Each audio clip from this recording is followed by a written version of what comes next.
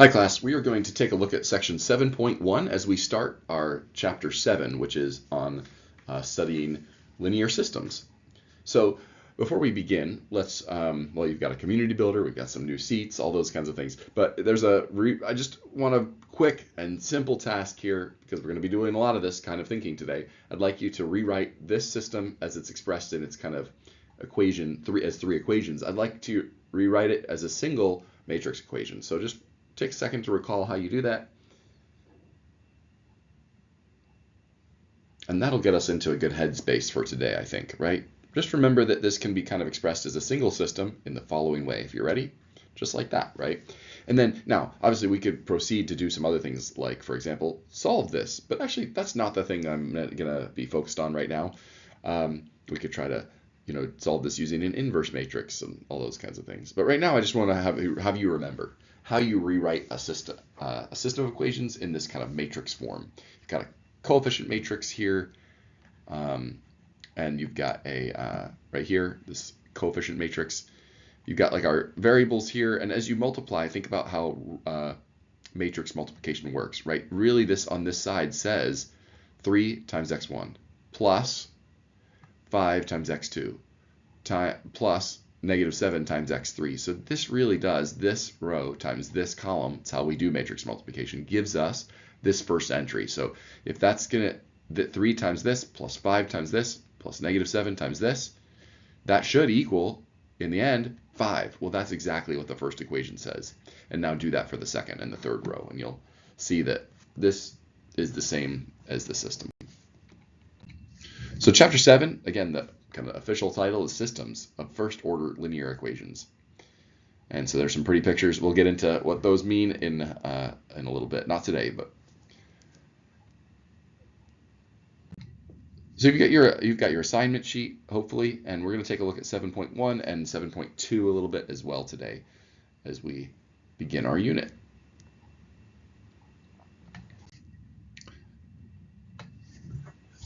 We should also just say as we begin, just maybe a word of motivation. Like, why are we doing this? In many physical problems, physical systems, there's going to be different elements that are linked together. I'll just name a few right now even, right? Like we've got maybe chemical reactions and there are two different reactants. Or maybe there are, we're dealing with biological populations and there are maybe two different, there's a predator and a prey, or maybe more than that. Maybe there's like an ecosystem full of a number of different populations, and each population has a variable, and it represents its current amount, and a rate of change. So now we've got kind of multiple variables that we're wanting to track that are all related, right? That their rates of change might be related to their current quantity, but they also might be related to the current quantity of some other quantity in a system. Or it could be that you have maybe two vats of water that are piping into each other, or all kinds of things, right? You could have the number of people at that are in one room of your house and another, and there's like a rate of change between them and things like that. You could have all kinds of things that are separate elements, like it says, linked together in some manner that results in a system of differential equations. Now, one kind of really powerful and useful thing that in some ways eliminates the need for some of the things we just did in chapter 4 we just covered recently is we can actually convert any higher order system to a system of just first order linear differential equations. So let's demonstrate that can be done, or let's show how that might be done here. The first thing we're going to do with this second order differential equation is we're going to let x1 be u and x2 be u prime. So that means just by default that x1 prime is going to be equal to x2. I mean, that's just what I just said there, right? If you take the derivative, that's what we defined x2 to be, is like the derivative of x1. So then that means we can rewrite the original equation using those substitutions. Then that means that x2, let me highlight here, x2 prime, look at that, if you differentiate x2, that's the second derivative of u prime. So that makes that substitution possible.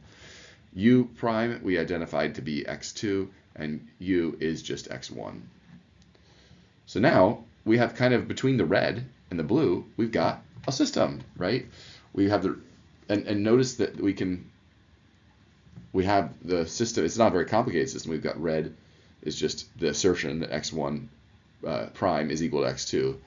But then, so this is kind of cool. We can rewrite it now as a matrix in matrix form like this, right? Just keeping in mind that this x1 prime, I'm rewriting it in Leibniz notation here, and same with x2 prime here. And this should say plus in here. There should be like, let me write that in there. Plus, right? That's really what this says here. This equals this. And then this can be rewritten as usual as a matrix product like that, right? So now we have 0. Now there is no plus here, right? This is a 2 by 2 matrix times these. This is 0 times x1 plus 1 times x2. That's what you're seeing here. -7 times x1 plus 15 times x2 gives us that second one. Or if we want to write it in terms of like this bold non-italic vector symbol, x, where we just let x represent the entire column vector x1, x2, we can write it this way in a very kind of abbreviated way. Yeah, and so actually the more we like this, the more we look at this, the more we're like thinking, okay, as we give ourselves permission to write it as in that form, it kind of has more and more of the structure of something that looks linear, like just a normal linear equation, right, of the first order. So that's kind of cool that we can take that system that second order equation that we had and turn it into a first order equation with a system equation. Let's try another one of these. This one we're going to do, it's a third order equation, so that's kind of fun. And then also we've got, it looks like it's non-homogeneous, so how is that going to play into this? I hear you ask. Okay, so first we can do kind of a similar kind of substitution thing. We're going to invite ourselves to, you can see that maybe you're already forming some thoughts around this. You can see that maybe we're going to need 3 equations to represent a third order equation. If you have that intuition, your intuition is correct. We're going to introduce 3 variables here. We'll call them x1, x2, and x3 here. And we're going to let them be equal to y, y prime, and y double prime. So that means that when we take x1 prime, we're going to get x2. And when we take x2 prime, we're going to get x3. So that's kind of the nice thing that can help us set up the system. And then last, so those in red and green are 2 of our equations. We're just going to take those to be conditions. And then our third equation will be this here rewritten with these variables. So x3 prime, remember that x3 is equal to y double prime. And so when we take x3, when we differentiate it, we get y triple prime. Likewise, y double prime is equal to x3. Well, why is that? Well, because x3, y double prime is equal to x3. We just like asserted that, right? And then y is equal to x1. So we just kind of use those and swap them in. So now here's the system. Let's write those out, red, green, and blue. I'm also in the blue equation, I'm moving everything over to the right side. Yeah, so there we go. We got a system now that's in terms of x1, x2, and x3.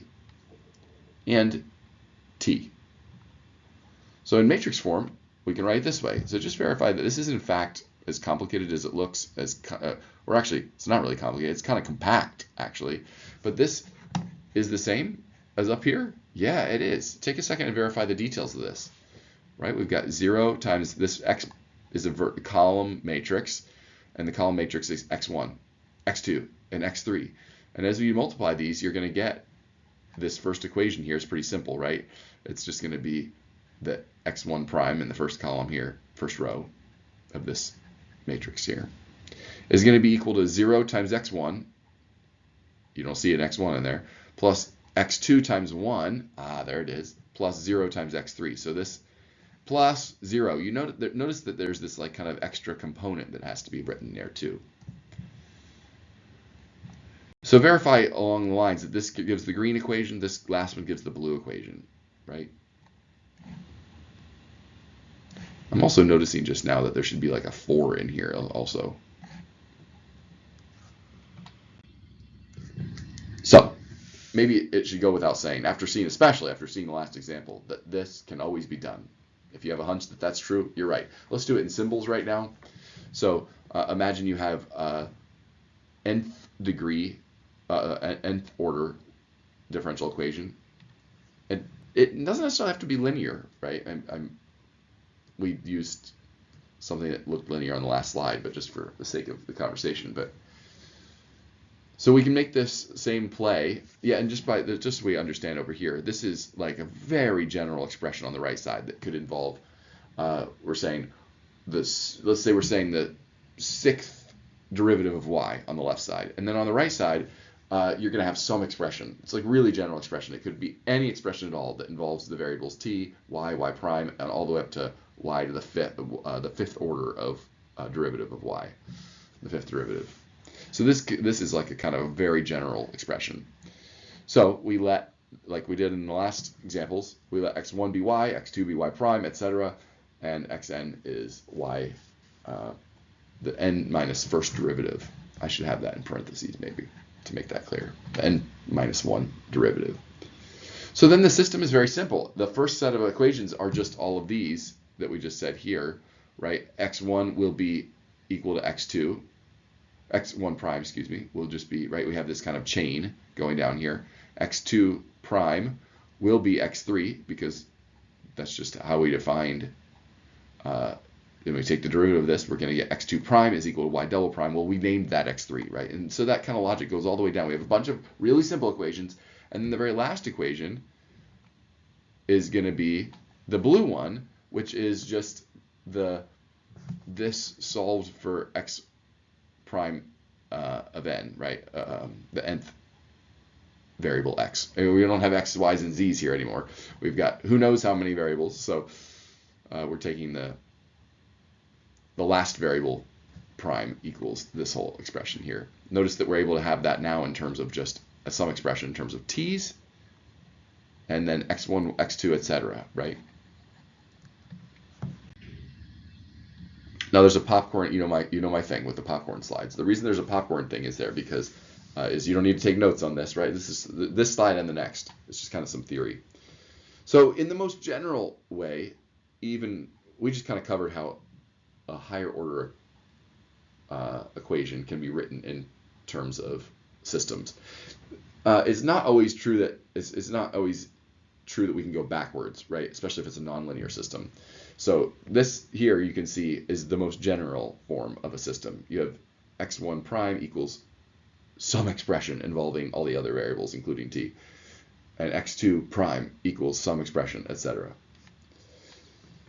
So what we mean when we're talking about a system like this, what we mean by a solution to the system is that there exists some set of functions, call them these, right? Like, so for example, there's going to be an x1 function that is some function of t. Then there's going to be an x2 function that is some function of the independent variable t, etc. And that is going to be a solution if, of course, on some interval I, it's going to be a solution if it satisfies all of these equations and also any initial conditions that there might be. And of course, there'd be like n initial conditions. All right, so this slide is a little dense, but again, there's the popcorn in the corner. You don't need to write this down, but these are directly copy and paste from your book, these theorems. It's just worth mentioning at the beginning of our studies, like we did in previous chapters, to state our existence and uniqueness results. Now, there are two existence and uniqueness results we're going to share here. One is for nonlinear systems, and then the next one, 7.1.2, is also is going to be our existence and uniqueness theorem for linear systems, which is like slightly more, we can say a little more. Okay, so there's a lot going on here, but honestly, this just generalizes really nicely some things that we already thought about earlier in the year.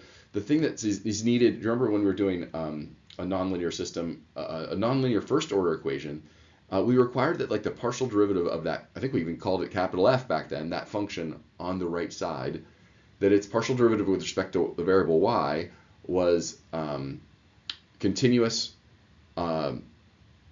and on some region, some rectangular region or whatever in the plane. Well, now we are generalizing that to like a really high dimension, right? What we want here is we want like all of the partial derivatives of these expressions in red, green, blue, right? We want all of the partial derivatives of those things with respect to all of the variables. That's a high demand right now. All of those have to be continuous. The partial derivative of f1, let's say, with respect to x1, but also like the partial derivative of f4, right, in the fourth row, with respect to the seventh x7, so I hope that makes sense. All of those partial derivatives have to be continuous. If that's true, then we have both existence and uniqueness for there exists a unique and there exists and it is unique solution to the initial value problem if you have some initial value point inside of a region R where that's true. In some region R could be small or big, right? But some neighborhood. Okay, some additional vocab on this slide as well. So we say that a system is linear.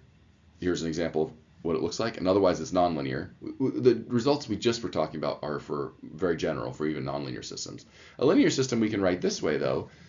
We can have, well, this kind of, each one of these is like linear in its look, isn't it? You have, again, just like we've done with linear systems, linear equations before, we have these kind of things that are coefficient functions, but they can have a t in them, right? But just no x. So now, though, we have even maybe more of a notion that something is linear because all these are going to be x1, x2, x3, xn. It's just going to be something times each of those variables. They're not going to be taken in. X1 is not going to be taken to any powers, all that kind of stuff. And then you can have this term here, this non-homogeneous term still. If those are all zero, these like g functions, then it's homogeneous, and if not, it's non-homogeneous. Again, very much tracks with what we were already doing earlier. For this situation, we have an existence and uniqueness theorem as well, and it tracks, really, it's exactly like word for word what we did earlier in the year, right? It's that all of these have to be continuous. These functions that are in front of x1, x2, all the way up to xn have to be continuous. And also these functions here. Like I said, we've been doing that all along. Like all those coefficient functions had to be continuous, and the non-homogeneous term on like the right side when we were doing higher order equations, right? We had like sometimes a non-homogeneous term. That has to be continuous too. So if that's true, that's a pretty light requirement. We have a lighter requirement, and yet we get this powerful result that we get existence and uniqueness. We just need all those things to be continuous. We don't have to mess around with what we were just talking about up above about the partial derivatives.